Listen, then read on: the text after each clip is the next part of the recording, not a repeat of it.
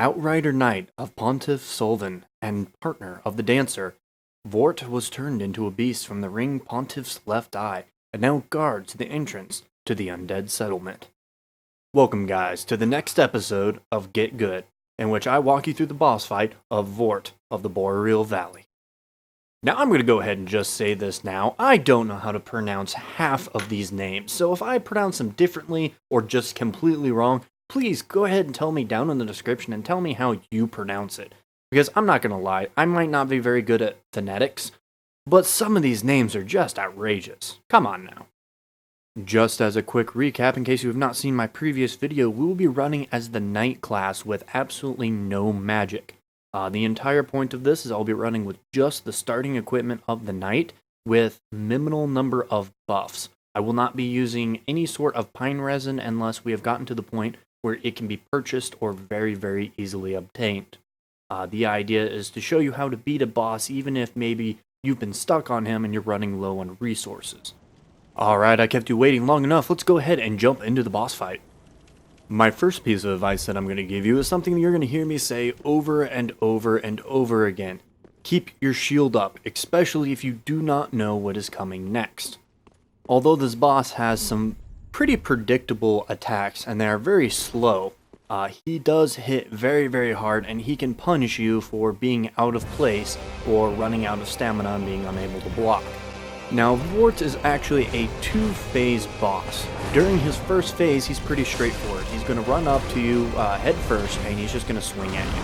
And your first tactic is going to be to keep your shield up until you can actually pass underneath him, either by walking or rolling, and you're just going to stand underneath him or stand behind him and attack. Make sure you're located slightly behind him so that you don't get caught when he jumps backwards or by a stray attack.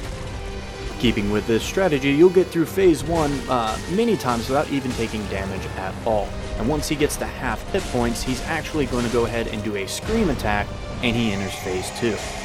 Do keep in mind, even if the scream doesn't do any damage, him setting his mace down to do it can do damage. Now phase 2, he's going to stop swinging at you, and he's going to start charging around the room. The easiest strategy is to, when he runs at you, roll through him and use your invincibility for him to not take damage.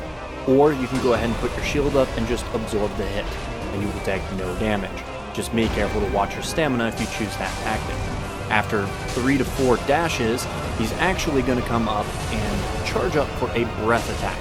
During this time, you can get a whole bunch of free attacks on him, and you should be able to finish him off with pretty much no problem at that point. Now, you might have also noticed during his phase 2, ever since he's done his scream, he's had a aura around him of frost, and your frost meter is building. This is actually the first time that you're going to be exposed to this particular resistance.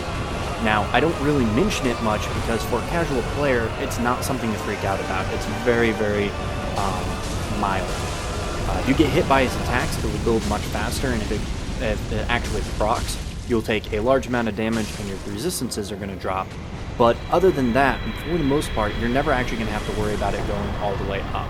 You'll actually finish the fight before the frostbite actually procs, or it'll proc late enough in the fight that it's really not a concern.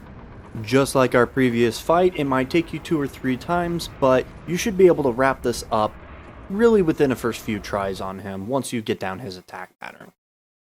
Alright, I hope you found this useful. If you have any other tips or tricks of your own that you found were useful for this advice, or maybe I missed some information, go ahead and put it down in the comments below.